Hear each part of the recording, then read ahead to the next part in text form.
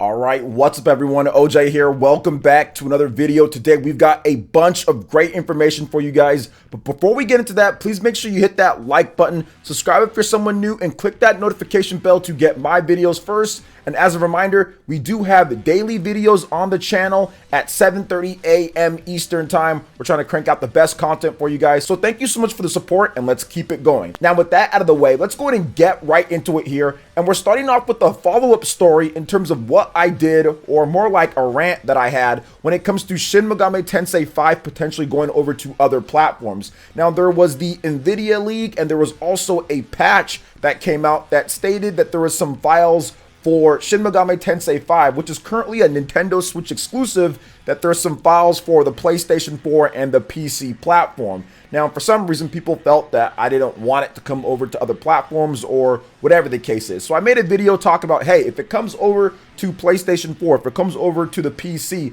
I'm a huge fan of Atlas and I'm a huge fan of SMT5, and I have all the platforms. I have a really good gaming PC. I have a PlayStation 4, a PlayStation 4 Pro, and also a PlayStation 5, and I'd be more than happy to purchase the game again to support it because this game needs the sales. I want to see these type of games continue because SMT5 is one of the greatest games that I've ever played, and I'd be more than happy to buy it again, and of course let other people know, like, hey, it is available for more people to pick up, so it's no issue on my end. However, there's a little bit of an update because the most recent version 1.0.2 patch for the Nintendo Switch has removed the files for the PlayStation 4 version of the game. Now, I don't think there was actually a PC version of the game in the files. There was just the PlayStation 4, and people pointed to the NVIDIA leak as where the PC type of leak, or whatever the case is for SMT5 on the PC platform. So it's definitely possible that it still comes to PC in the future,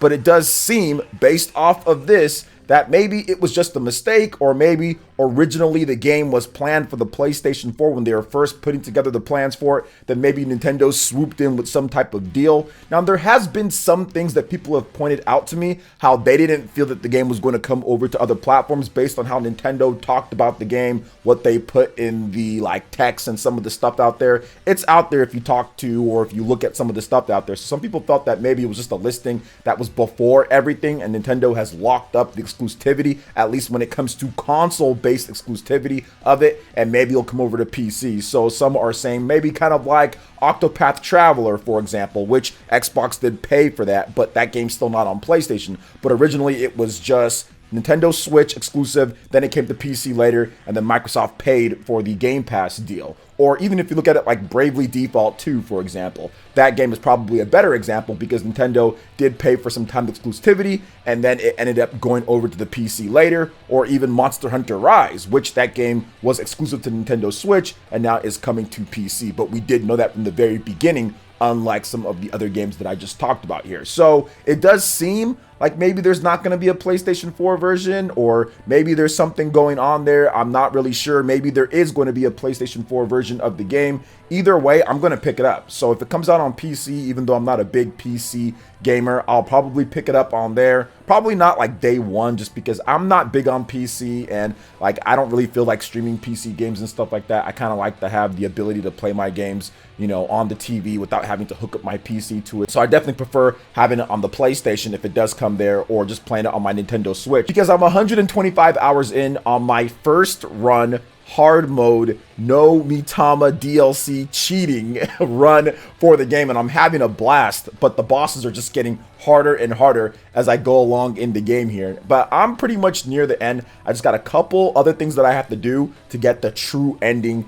of the game. So I want to make sure that I get that true ending of the game, the real one. So that's what I'm doing for that. That's why it's taking so long, especially with the harder difficulty. You have to really grind out some grimoires, and you have to grind out some things in order to be strong enough to fight some of these powerful demons in the game, especially with the side quests. And that's where a lot of the world building, or I'd say more of the story, kind of comes from. So I kind of see where some people definitely missed it when it comes to the previous games, where it was kind of forced to you when it comes to it. And yes, there was some side quests where they do some story, but man, this game has a lot of extra and side quest stuff that really builds upon the story if you do it. But most people probably aren't going to do it because it takes so long to get there, or you need to be so powerful when it comes down to it. You just want to beat the game. So very interesting nonetheless. I think that SMT5 is a game, no matter what system it comes out on, you should definitely pick it up. If you've got a Switch and if you love RPGs, definitely pick it up. If you like Pokemon and you like RPGs, then this is the game. I'm surprised that more Pokemon fans aren't rushing out there and buying it, considering how much we hear about them complaining online. Everybody should be going out and buying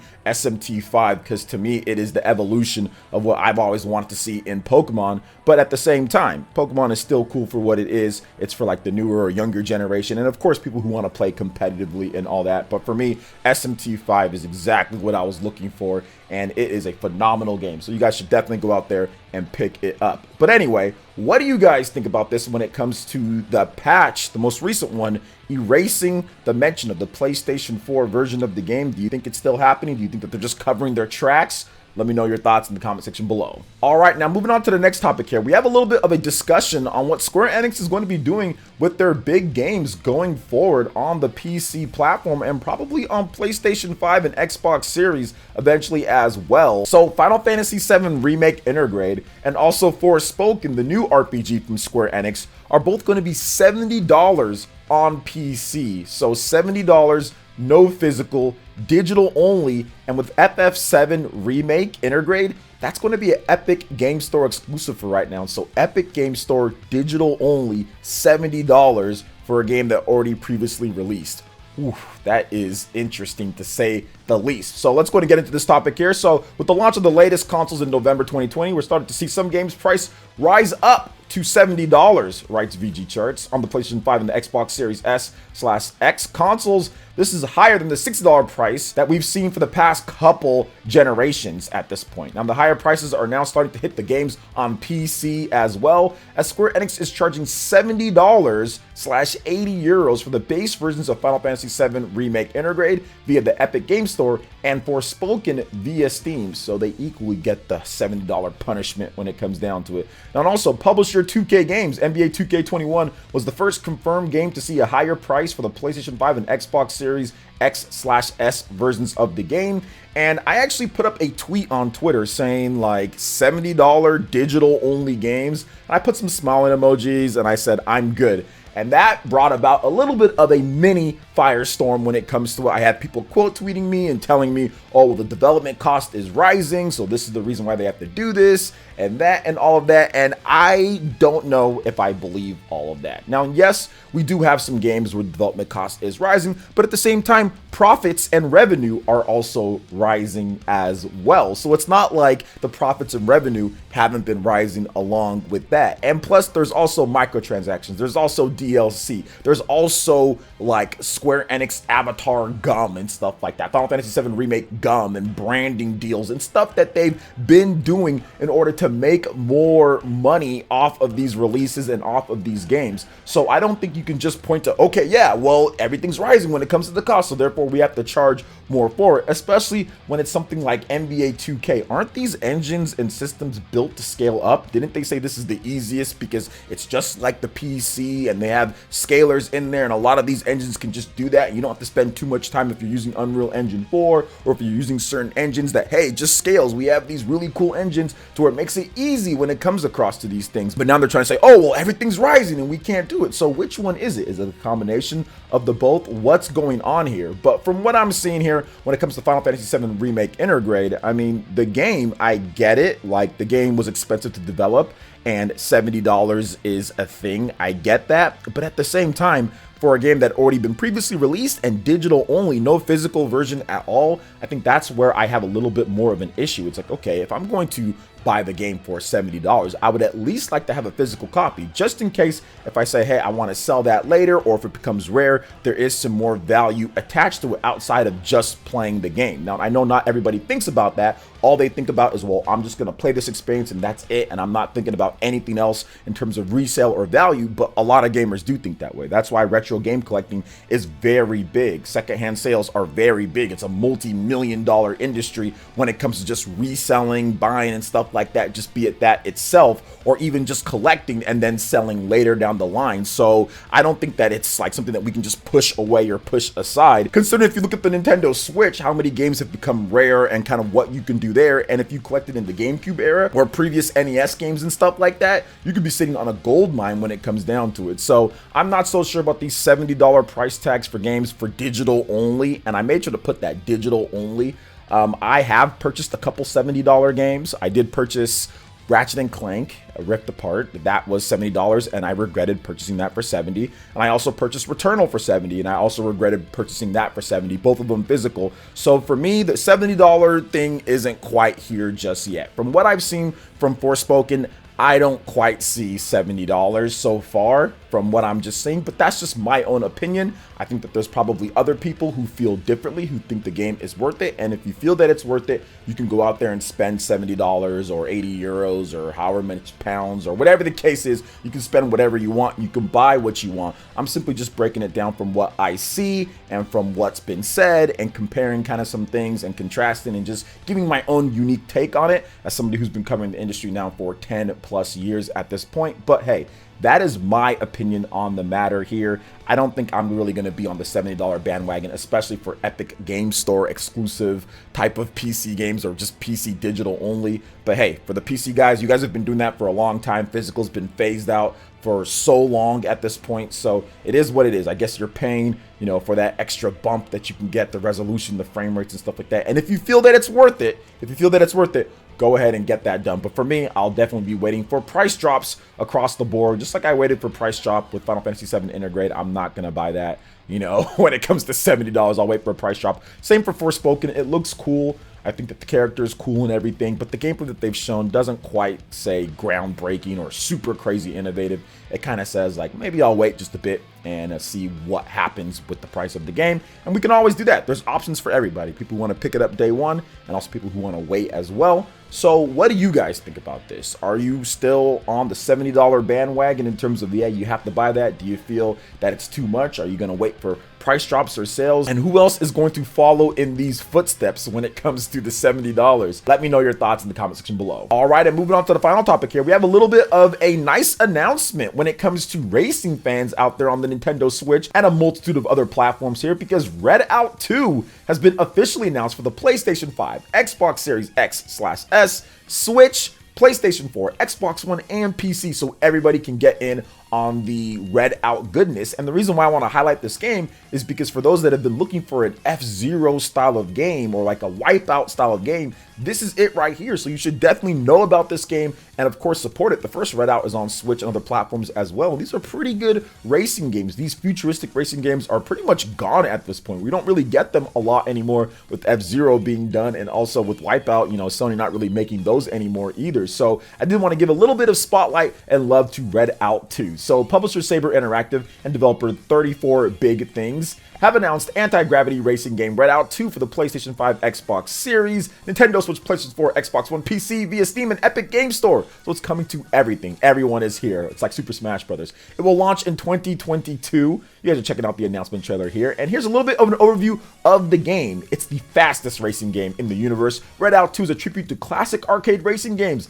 and the sequel to the critically acclaimed Redout, where racing through the dystopian wastelands of a semi-abandoned Earth is one of the galaxy's most popular sports. Reach impossible speeds in exhilarating futuristic races across an extensive single-player campaign and competitive multiplayer. Deep control system, robust hover ship customization, and a killer soundtrack make Redout 2 the premier anti-gravity racer. Here are the key features of the game. You have speed and control. In the tradition of anti-gravity racing classics like Wipeout and F-Zero, experience blazing fast speeds and an intuitive driving system that makes Redout 2 a blast to pick up and play, but also rewarding for those prepared to master the super high skill ceiling, bend, loop, and swoop through the most insane twists and jumps in racing game history. You also have an extensive career mode. Fly through hundreds of events across 36 unique racetracks, all of which are reversible, from arena races and time attacks to last man standing and intense boss races. Dart past the competition and dominate the finish line. I like that about this game. I like the fact that they have a career mode and all that.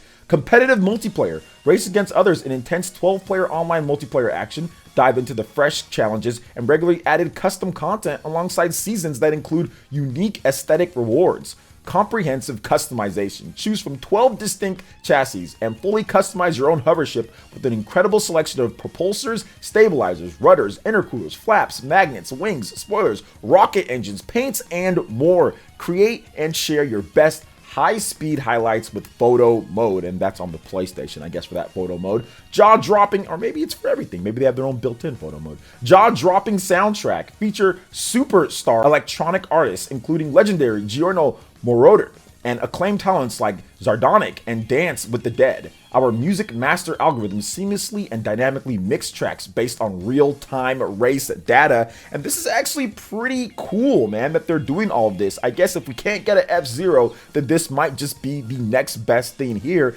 And something that kind of goes a little bit beyond F-Zero here is the competitive multiplayer. You know, F-Zero's never had an online racer when it comes down to it, although when F-Zero comes to the Nintendo Switch Online, that will have the online multiplayer that you can play through there. So that's pretty cool. And there's also customization as well, which F-Zero doesn't really have too much when it comes down to it. So this is pretty good. I did like the first Redout. I thought that it was pretty cool. So seeing a Redout 2 being announced here for all the different systems, that's awesome. But I think there was maybe some issues with the development of Redout 1 on the Switch. So hopefully everything is good with this one now that they're using the same engine, or at least I think that they are. And it's the sequel, so they have everything set in order to go on this one. But yeah, this is awesome stuff here, and I'm really happy for the development team for them to get this big announcement. And of course, all of you F-Zero fans and racing fans out there have something to play when it comes to a new anti-gravity racer, since some of the other developers really aren't doing them anymore. So what are your thoughts on this when it comes to all the topics that I've discussed here?